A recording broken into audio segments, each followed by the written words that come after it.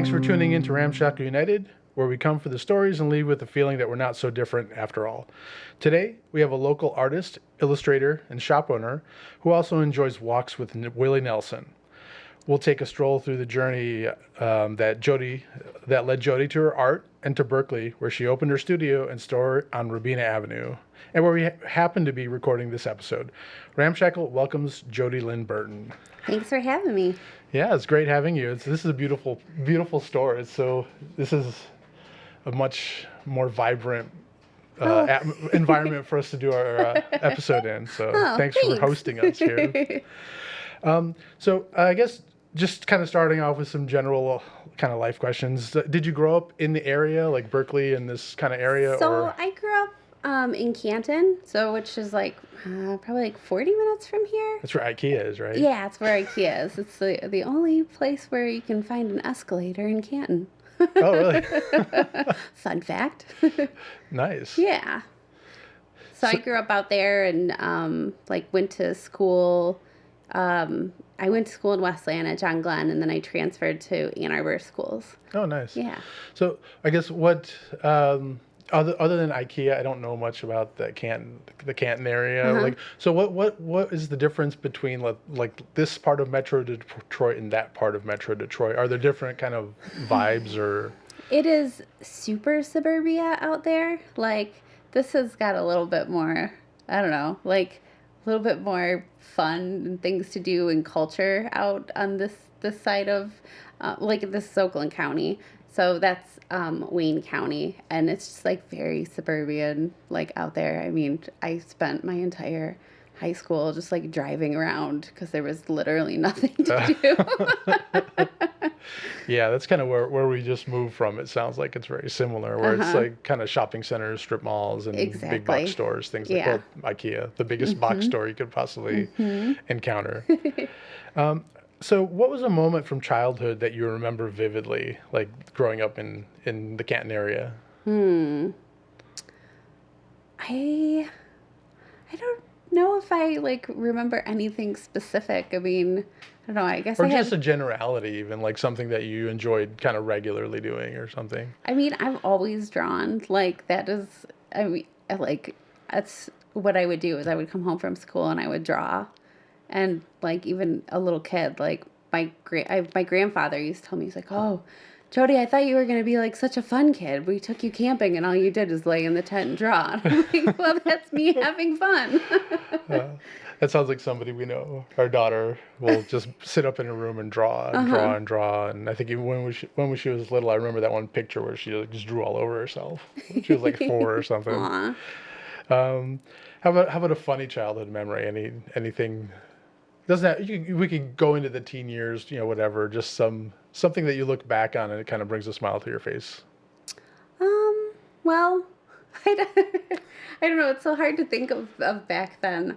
I mean, I was a punk rock raver skateboarder kid, so it makes me laugh because everyone thought I was such a bad kid, but I was actually a really, really good kid. And even though I would just get in trouble because the way I looked, giant pants and everything that the kids are wearing now, which kind of blows my mind. Yeah, I think that was very normal for the day. The punks and the skaters were generally okay kids. Those are the ones that weren't doing horrible things to other people. Oh yeah, I used to get suspended all the time just for oh, Jodi's looking like she's gonna do something, so we're gonna suspend her. I'm like, okay, I guess I can draw. Well, you intimidated people at least, right? Nice. So you mentioned you listened to you're kind of into the whole punk scene. So what are some of your favorite bands? My music taste is all over the place. I listen to everything from I like classic country, like Dolly and Willie Nelson. Yeah. My dog's actually named Willie Nelson. And I like indie. My husband and I have been listening to a lot of Fela Kuti right now, which is 70s African funk music. It's really awesome. But yeah, we're just all over the place. Yeah. That's always good. I don't think we're we're kind of our collection of music is pretty eclectic too. And when you're mentioning, the old school country, to me, I always think of like Johnny Cash as Oh, well. yeah. And to me, it was like the original punk rocker. And when you think about it, like Willie and Dolly, they're doing things that kind of pushing the edge of their music too, which is really cool. Oh, yeah, So, absolutely. so maybe that was part of the draw to that part of the old school country. Yeah. Cool. So I guess from your Shops About page, I did notice that when you're not creating, you are curling up with a book. That's one of the things. So what kind of books do you read, or what are you currently reading, let's say? Well, I am currently, my book selection is probably very boring to most people because I don't read I'm currently reading Ray Dalio's, and he's like an investment dude. It's just like I'm just like finding it really fascinating right now, learning about how the stock market world works, because it's like the scene, like that most of us aren't, like, we don't know about, like, nobody's taught finance. And that was like one thing that I found very interesting, is just like the history of it, and just like all of these other things. And he is pretty,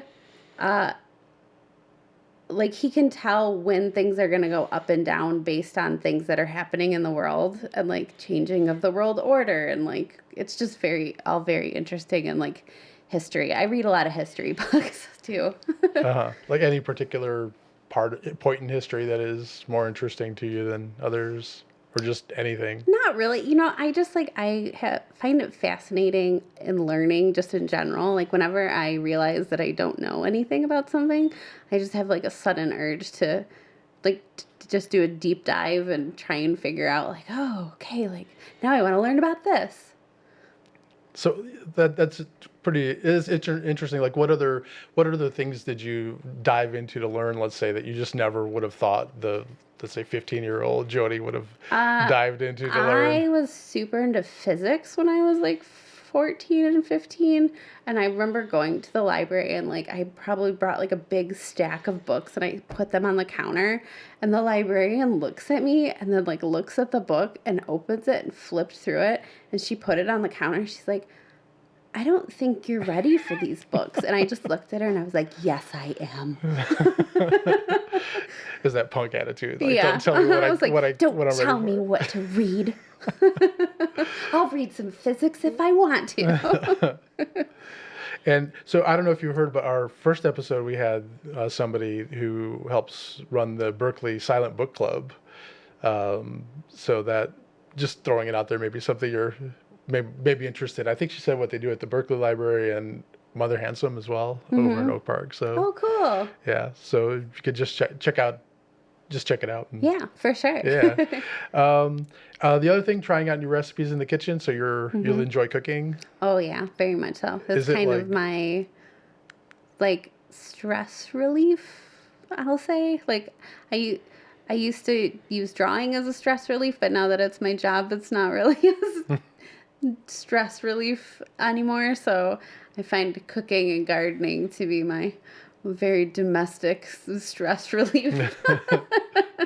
So is the cooking like by recipe, or is it just kind of on the wild, whatever you have in the house? I'll Or... usually like loosely look at recipes and then just be like, I don't want to use this, I'll use this, and just try and play around with it.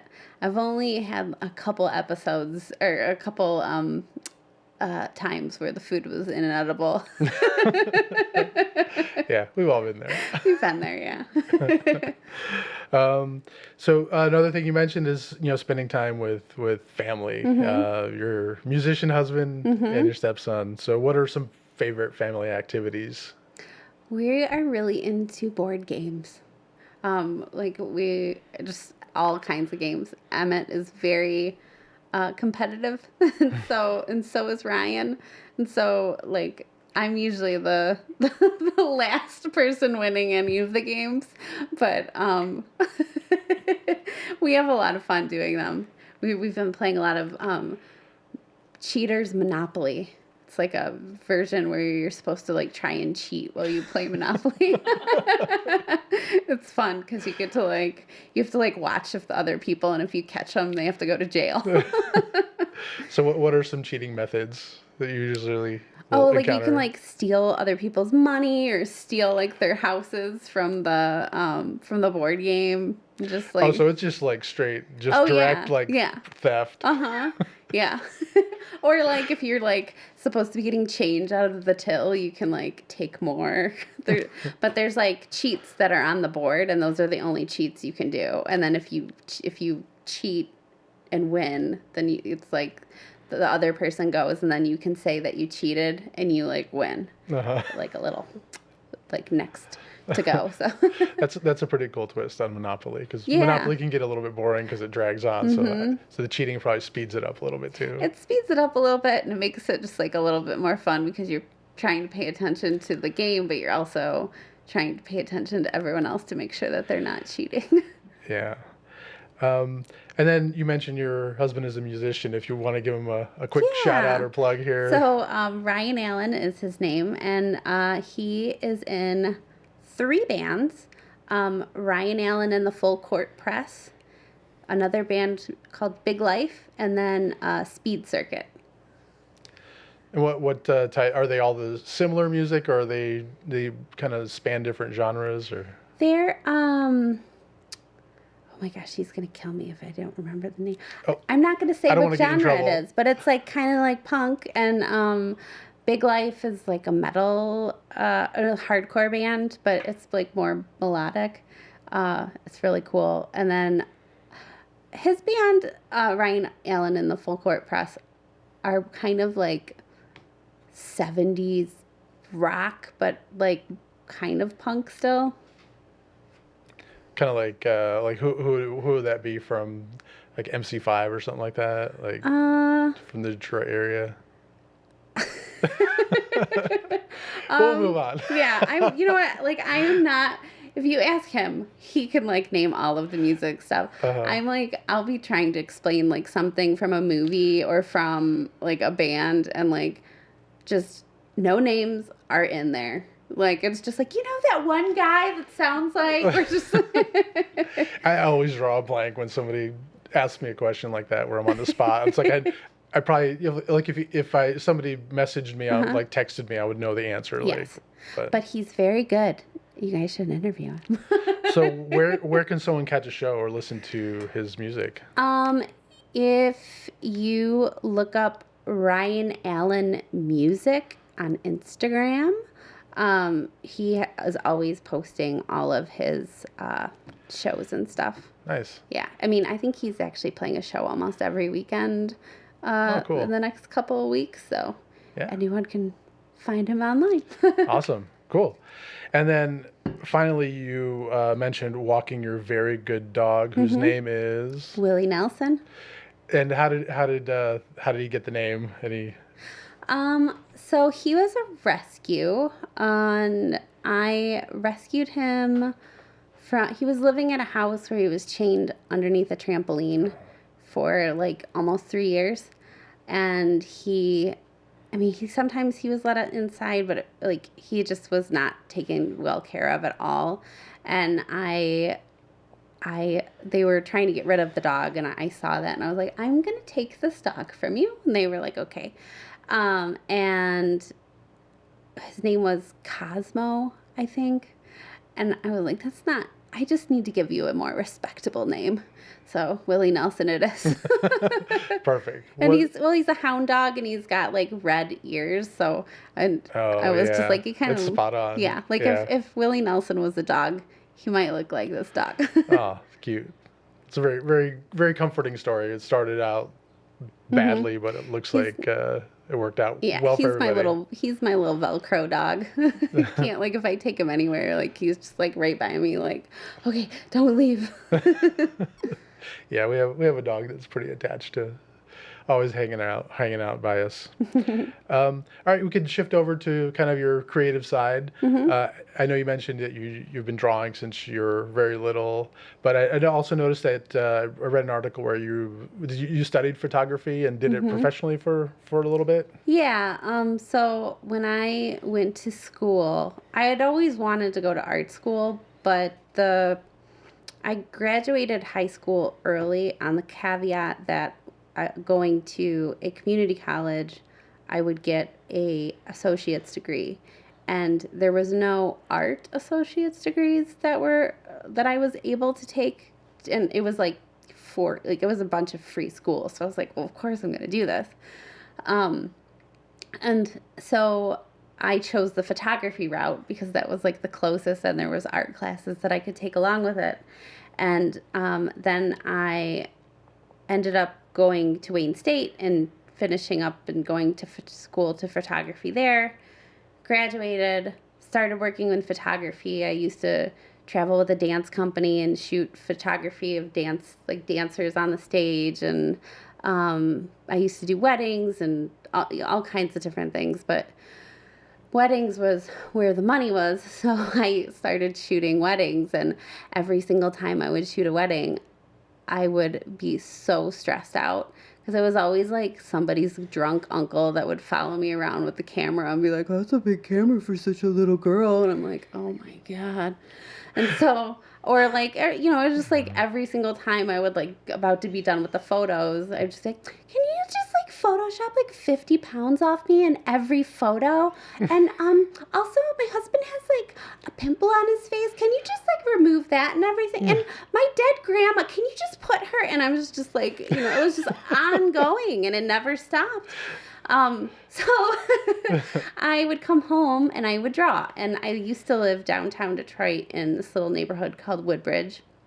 And I shared a house with 5 other people. And I would walk through the door and just go straight up to my room and close the door. And one day my friend Matt, he was like, "Are you going to do anything with all of these drawings?" He's like, "What are you doing with all of these? Why are you drawing?" And I was like, "Oh, it's just my stress relief." And he's like, "Have you ever thought about doing an art show?" No, nobody wants to look at my stupid drawings. And he finally convinced me to do an art show, mostly because he signed me up for it. But I did the art show, and in my first show, I sold out of almost everything. Oh, wow. And made just as much money at an art show as I did shooting wedding photography. And I didn't have to be chased down by drunk people or Photoshop everything. People were just liked it. So I was like, okay, well, maybe I could start doing this. And skip ahead to now, I've been doing this 15 years full time. Oh, nice. Cool. Yeah. So do you still dabble in photography for the creative aspect of it, or? When I go on trips and things, I always bring a camera and shoot, but it's more for myself now, which is nice, because then I just, got a private Instagram where I put all my foot photography shots. Yeah. Nice. Yeah. So, you mentioned, what was the, going back to childhood, what was the kind of allure to just draw, I guess? I think everyone in my family is all very creative. My dad, ever since I was a kid, he would always draw with me. We used to play this game where we would get a sketchbook and he would draw a shape or something and then hand it to me, and I would have to do an addition onto that shape to turn it into something, and we would just hand the notebook back and forth. And we started doing that maybe when I was early elementary school, and continued doing it on to probably high school. Oh, and it wow. was just something that we did. And my mom's really creative too. She went to school for interior design, and she was always doing projects and crafts and stuff with me and my sister. So, I grew up around very artsy people. My grandmother was a painter, and she sang opera on the radio, and everybody is also an entrepreneur in my family. So the me trying to do it myself, everyone's like, yeah, go do it. You can do it. Oh, nice. Great combination. Yeah. You know, being able to do something creative and make it your, I guess, career, or your source of income, let's say. Yeah. Cool. And I guess leading to that, like, when did you open up I think you opened up an online shop first. Was that right? Or was it around the same time? So around the same time, I started doing my first show, and then I opened up my online shop. And while I was transitioning over from shooting photography to doing what I do, I got a job at a place called Tech Shop. It originated in California, and it's a maker space, kind of like a gym membership, where you pay for the membership and then you pay for classes to learn how to use like a wood shop or a metal shop or laser cutters or 3D printers, or like, you know, even they had a water jet machine. There was just like all kinds of classes on how to make stuff. And I worked there for 3 years, and when I got hired, they were like, we only want you to give us 30%. I was like, what? They're like, yeah, we only want you to give us 30% because we want you to take that other 70% and create your dreams. And I was like, okay.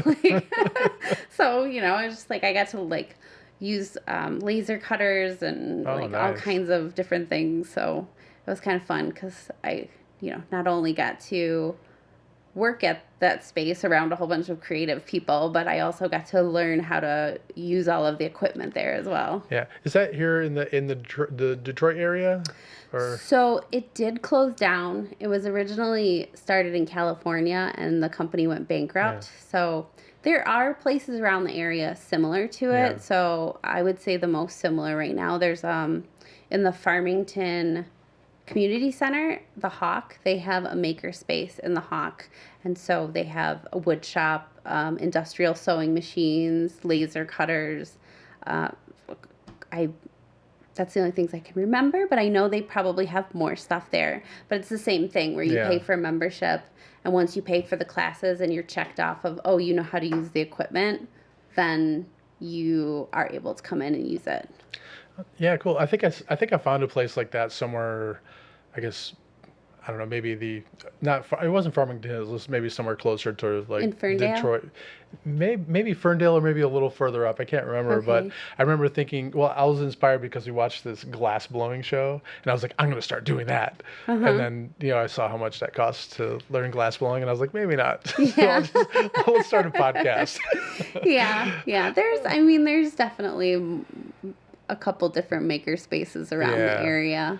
Yeah, I think I saw another one where you can take individual kind of classes, like you said, kind of certify on a piece of equipment and be able to use it, which I thought that was really cool. And, you know, it's a good way for, you know, somebody maybe who's not college bound to be able to, you know, get some experience and do something they love doing.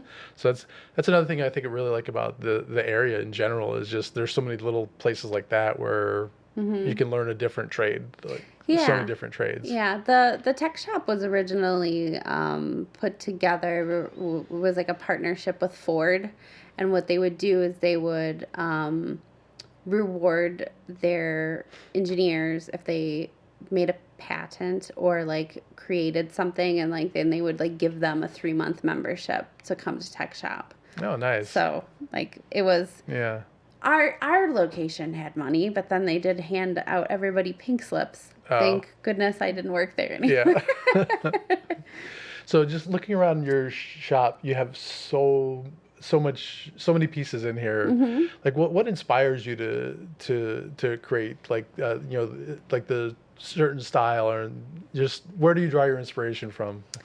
You know, I never know where it comes from. I always like, it's just like this wave that comes, and I just can't stop it. It'll be like, it'll hit me, and then it'll just be like almost like an obsession. And I almost feel like it's like not even me, it's like something else like controlling me, of just being like, okay, now you must draw this. And just like, I'm like, okay. You just get kind of that tunnel vision and just ignore the world around you. Yeah, like the most recent piece that I did is the the Fisher Price Little People. It's like a whole bunch of Fisher Price Little Yeah, People, and yeah. down at the bottom it says "We the People." And I could, like, I had that idea in my head, and I could not stop thinking about it. And my husband will tell you that for like 2 days straight, if I wasn't in here drawing, I was at home sitting on the couch drawing and just like trying to get everything perfect. Yeah, and this is great because you're telling me things, and I could just like lean over a little bit and actually visually see it. I don't have to try and picture it in my head. Uh-huh. So this is, yeah, this shop is just, it's just such a happy place to be. Yeah, I try to make it like a fun experience to come into. I mean, I remember as a kid going into different shops, you know, even though I did grow up in like suburbia, there were like a couple different places that I would go into that were like mom and pop shops, that the people were just like so amazing and awesome, and you know, would like welcome us kids to just come in and hang out. And that's like, you know, one thing that I've like love about this neighborhood too is there's a bunch of kids in here, and there's a little quarter machine over there that has fake IDs in it.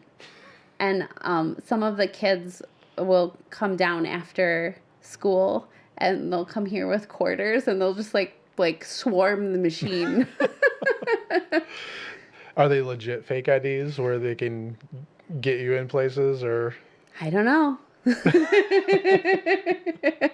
Haven't tried them, just sell them.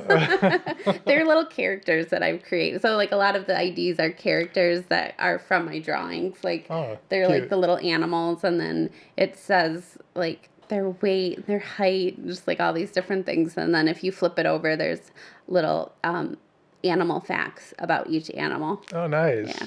That is super nice. Super cool. Yeah, it's probably still way more legit than my first fake ID ever. So, so what do you do to motivate yourself when you feel stuck with your creativity? A lot of times I just like have to take a break. Like if I start feeling myself getting burnt out, I'm pretty good when it comes to like realizing when I'm starting to get burnt out, and I'll be like, okay, today I can only work half day. Then I'm just going to go like, you know, work in my yard or go out with friends or just do something that is not like work, because Yeah. if I don't, I'll drive myself nuts, because it's like being an entrepreneur and like running a business is a lot more work than you would think. Like it's funny because like working for myself, like, and this has been a thing since I've started doing it. It's like everyone that knows you will call you at any time of day and be like, "Oh, they work for themselves. They can just stop whatever they're doing." And I'm just like, Not really. not really. So when did you know that it was the right time for you to open this art studio and shop, like the storefront? Well, I had been looking for an art studio. So we live in a pretty tiny house. It's like a 3-bedroom house with a basement. And Ryan, his entire band setup is set up at the house too. So what the 3rd bedroom used to be my art studio, and then half of the basement used to be all my art fair stuff.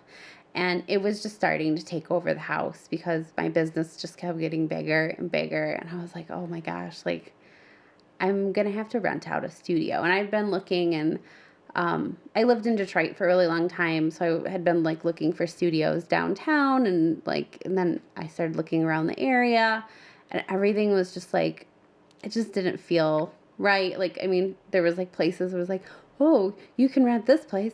It's $2,000, but there's no heat. I'm like, no thanks. So my friend Beth, she owns a vintage store, Rewear Vintage, that's right on 12 Mile. And she texted me when this place became available. And she's like, hey, I know you've been looking for an art studio. There's a little retail shop right around the corner that's available. I don't know if you want to take a look at it. And I was like, well, okay. So I called the number, and I came and looked at it, and I like kind of fell in love with the space. And my landlords they're actually the alteration people that live that are next door, and they are just like the sweetest, nicest people ever. It was like, I feel like a Disney princess, even though I'm like too old to be a Disney princess.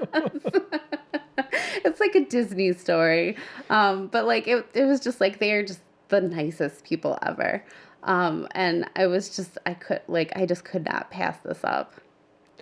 And was it like an extra kind of bump, like the area, like Berkeley? Did it have like a good? This is like a good fit for your personality and your art.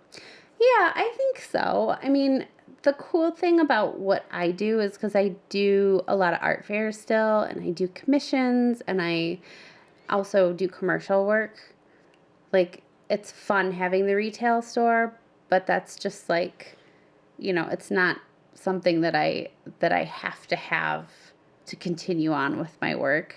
I feel very grateful that I have it, and I feel very grateful for the space. And it's also fun, like, because I mean, over the years, I've always had people be like, "Oh, do you have a studio I can come and like peek around?" And like now I'm like, "I sure do. I have a retail store." So people, I mean, it's like really fun. I've had people like drive all the way from like, Ohio or like Oh, other cool. places just to come see me. I think that's pretty wild and very cool. Yeah, definitely. Yeah, I remember like when we first moved here, maybe it was like fall, maybe early winter or something. We're just walking around. I think it was at night or when it was already dark. Hmm. And then it's just such an interesting shot because we come off with 12 Mile, we turn the corner, you expect just nothing, Hmm. and then there's just like super bright, colorful little shop like on the side of the building, Uh-huh. and I just remember it always feels like kind of like the just the colors and the lighting and everything. It almost feels like one of those movies where two people just kind of walk around and all of a sudden you're sucked in this magical world or something. I like that. Yeah. So running a business must be a lot of work. Like, how did you transition from being an artist to an artist and a business owner? I know you said you come from a family of Hmm. entrepreneurs. What kind of building blocks did they provide, and what did you have to kind of figure out along the way? Well, I think that because I've seen my dad run his business over the years, like I wasn't afraid of doing it. It's a lot of work. It is a ton of work. And, initially when I decided to take the leap and go full time doing this, that was maybe one of the scariest things that I ever did because I was like, oh my gosh, I'm giving up my health care. Oh my gosh. I mean, that's how they get you, right? They tie you to a job for your health care. But then I was like, oh, wait a minute. I can actually just buy my own health care. You don't have to, you don't have to have an employer buy it for you. Um, uh, but, it was a lot of like the building blocks. I read a lot of business books. I mean, I was like, I want to learn how to do this. I want to learn how to do this right. So I read a ton of business books. I utilized things like there's Michigan small business groups that you can join, and they actually help you find services and things that you need to get things done, which they've been pretty awesome too.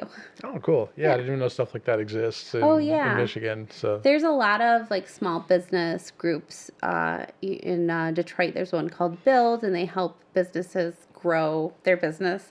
And there's also a whole bunch of like grants and all kinds of things for different people. good.